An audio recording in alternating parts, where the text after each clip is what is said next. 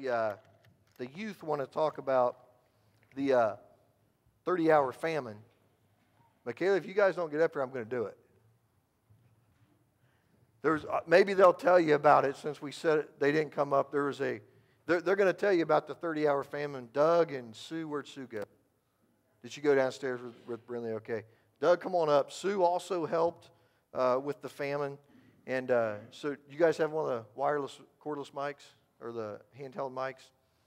They want to tell you a little bit about the famine, give you an update on the funds they raised and how that's going to help. And who's going the first couple? You guys can move them around. You're last? All right.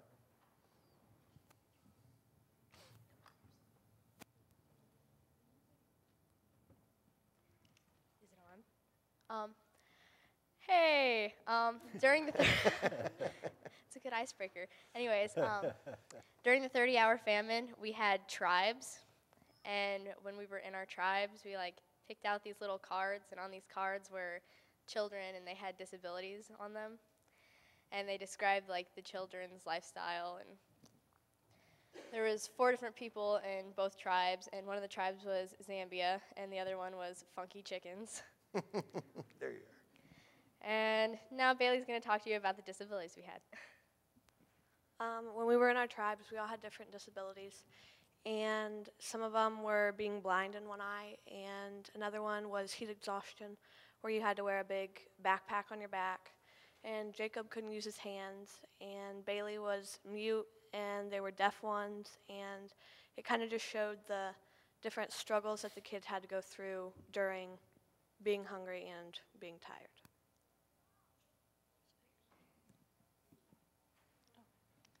Well, this is our little temperature thing to represent our money that we raised. Our original goal was $2,000, but which would have been really nice, but the great thing was that we raised $2,600, which would have fed 2.7 kids for a year. Oh.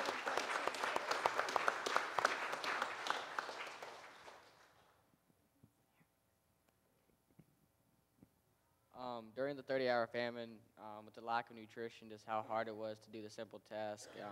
Even falling asleep was a lot harder than with a full stomach. And once we got further into our 30 hours, just to be able to stay awake was harder. On behalf of the youth group, we would just all like to thank you for your donations and your support, and for all your prayers and thoughts throughout all of our stuff. Thank you.